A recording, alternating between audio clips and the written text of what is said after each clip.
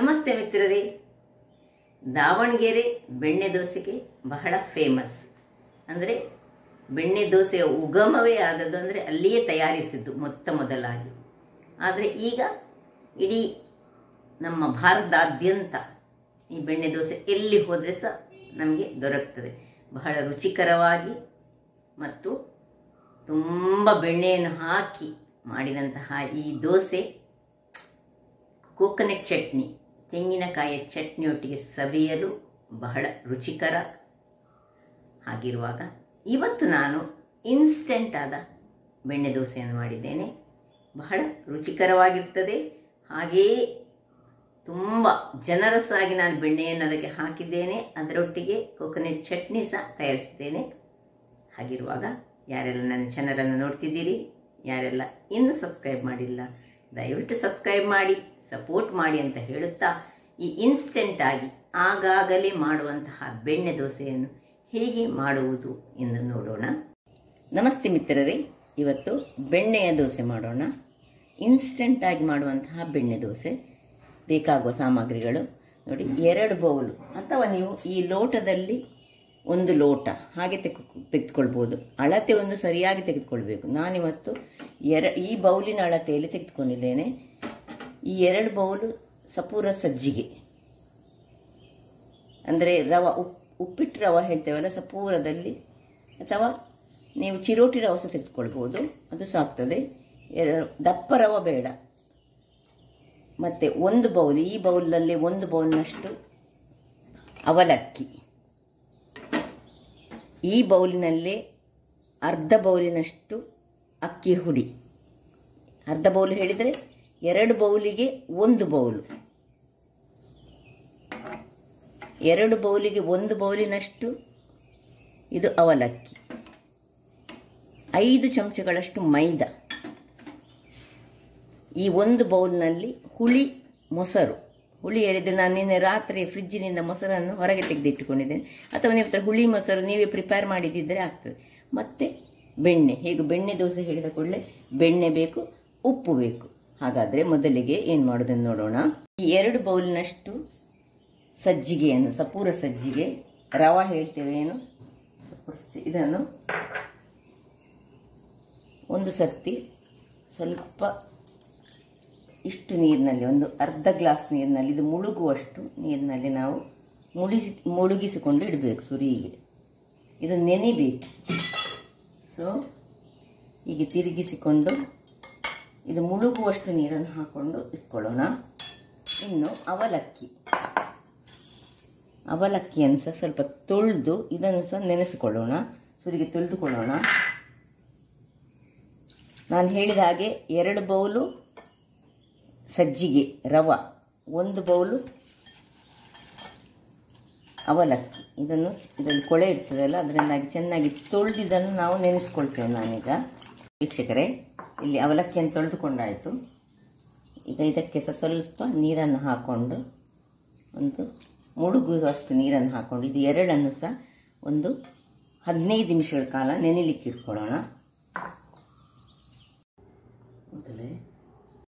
ವೀಕ್ಷಕರೇ, ಇಲ್ಲಿ ನೋಡಿ, ಅವಲಕ್ಕಿ ಸಹ ಒಳ್ಳೆ ನೆಂದಿದೆ. ಇಲ್ಲಿ ರವೆ ಸಹ ಒಳ್ಳೆ ನೆಂದಿದೆ. ಇದನ್ನು ನಾವು ಒಂದು ಮಿಕ್ಸಿಯನ್ನು ತೆಗೆದುಕೊಂಡು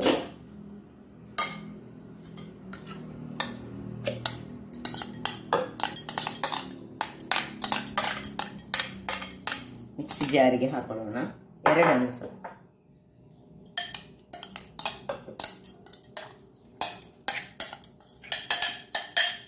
ಇನ್ನು ಈ ಮೊಸರು, ಹುಳಿ ಮೊಸರಿದ್ರೆ ಬಹಳ ಉತ್ತಮ. ಮೊಸರನ್ನು ಹಾಕೊಳ್ಳೋಣ. ಸ್ವಲ್ಪ ನೀರನ್ನು ಹಾಕೊಂಡು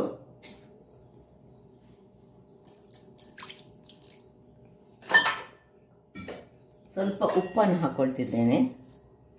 ನೋಡಿ, ಇಷ್ಟು ಉಪ್ಪನ್ನು ಹಾಕೊಂಡು ಈ ನೀರನ್ನು ಹಾಕಿ ನಾನೊಂದು ಒಳ್ಳೆ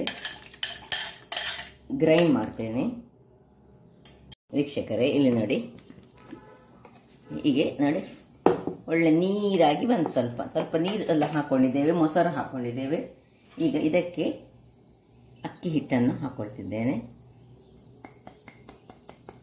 ಇದು 1 ಬೌಲ್ನಷ್ಟು ಅಕ್ಕಿ ಹಿಟ್ಟು, 2-3 ಚಮಚಗಳಷ್ಟು ಮೈದಾ ಹಿಟ್ಟು, ಇದನ್ನು ಸೇರಿಸಿ ಒಂದು ರೌಂಡಲ್ಲಿ ತಿರುಗಿಸ್ಕೊಂಡು ಬರ್ತೇನೆ.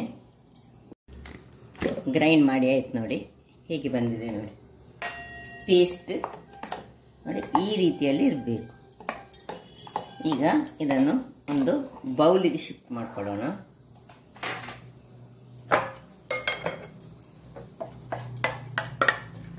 ನೋಡಿ ಹದ ಕರೆಕ್ಟಾಗಿ ಬಂದಿದೆ. ಹೇಗೆ ನಾವು ಉದ್ದು ಹಾಕಿ ಹಿಟ್ಟು ಮಾಡ್ತೇವೆ ನೋಡಿ, ಅದೇ ಹದಕ್ಕೆ ಬರಬೇಕು. ದೋಸೆ ಮಾಡುವಾಗ ಉದ್ದಿನ ಹಿಟ್ಟಿನ ಹದ.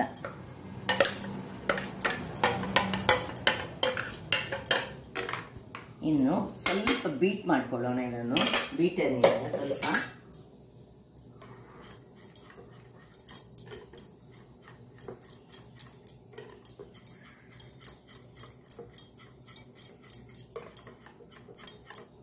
ಹೀಗೆ ಬೀಟ್ ಮಾಡಿಕೊಂಡು ಒಂದು 10 ರೂಪಾಯಿಗೆ ಸಿಕ್ಕುವಂತಹ ಈನೋದ ಪ್ಯಾಕೆಟನ್ನು ಇದಕ್ಕೆ ಸಾಫ್ಟ್ ಆಗಿ ಬರಲಿಕ್ಕೆ ಕರೆಕ್ಟಾಗಿ ಬೆಣ್ಣೆ ದೋಸೆ ಹಾಗೆ ಬರ್ತದೆ. ನಾವು ಸ್ವಲ್ಪ ಹಾಕೊಳ್ಳೋಣ. ಅಥವಾ ನಿಮ್ಮ ಹತ್ರ ಏನೋ ಇರದಿದ್ದರೆ ನೀವು ಈ ಅಡಿಗೆ ಸೋಡಾ ಉಂಟಲ್ಲ ಅದನ್ನು ಸಹ ಹಾಕ್ಕೊಳ್ಬೋದು.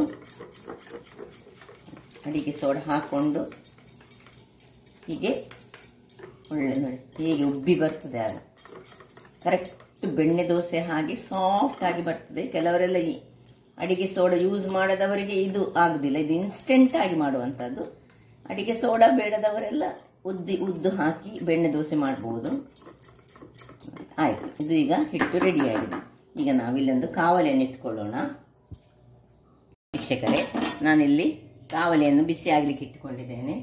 ಈಗ ಅದಕ್ಕೆ ಸ್ವಲ್ಪ ಬೆಣ್ಣೆಯನ್ನು ಹೀಗೆ ಸವರಿಕೊಳ್ತೇನೆ. ಇನ್ನು ಸ್ವಲ್ಪ ಅದಕ್ಕೆ ಚಿಮುಕಿಸ್ಕೊಳ್ತಿದ್ದೇನೆ. ಇನ್ನು ಇಲ್ಲಿ ನೋಡಿ ಹಿಟ್ಟು ರೆಡಿಯಾಗಿದೆ.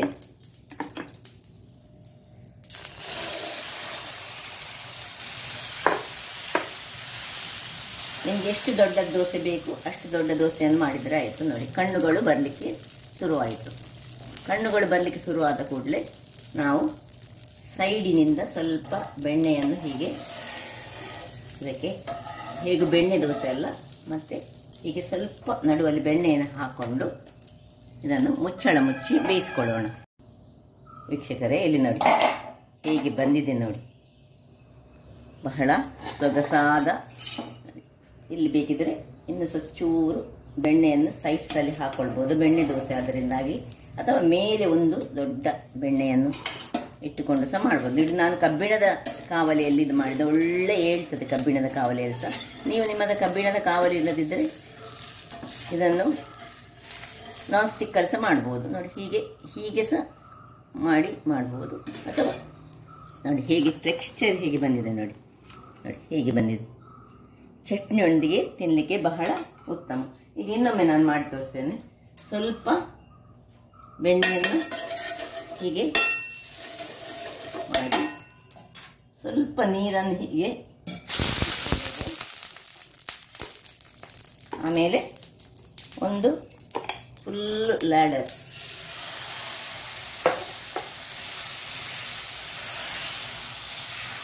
ಎಷ್ಟು ತೆಳು ಬೇಕು ಅಷ್ಟು ತೆಳು ಸಹ ಮಾಡ್ಬೋದು. ದಪ್ಪ ಮಾಡಿದರೆ ಒಳ್ಳೆಯದು. ಬೆಣ್ಣೆ ದೋಸೆ ಹೇಳಿದರೆ ಅದು ದಪ್ಪದಲ್ಲಿ ಇರಬೇಕು.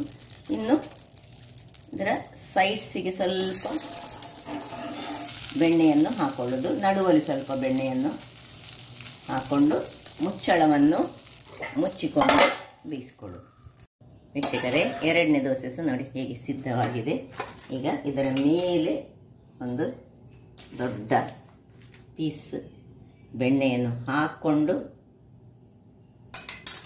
ಒಂದು ಚಟ್ನಿಯೊಟ್ಟಿಗೆ ಸವಿಯೋಣ. ಇಲ್ಲಿ ನೋಡಿ ಹೇಗೆ ಬಂದಿದೆ ನೋಡಿ. ನೋಡಿದ್ರಲ್ಲ ವೀಕ್ಷಕರೇ, ಇನ್ಸ್ಟೆಂಟ್ ಆದ ಒಂದು ಬೆಣ್ಣೆ ದೋಸೆಯನ್ನು ನಾನು ನಿಮಗೆ ಸುಲಭ ರೀತಿಯಲ್ಲಿ ಮಾಡಿ ತೋರಿಸ್ತೇನೆ.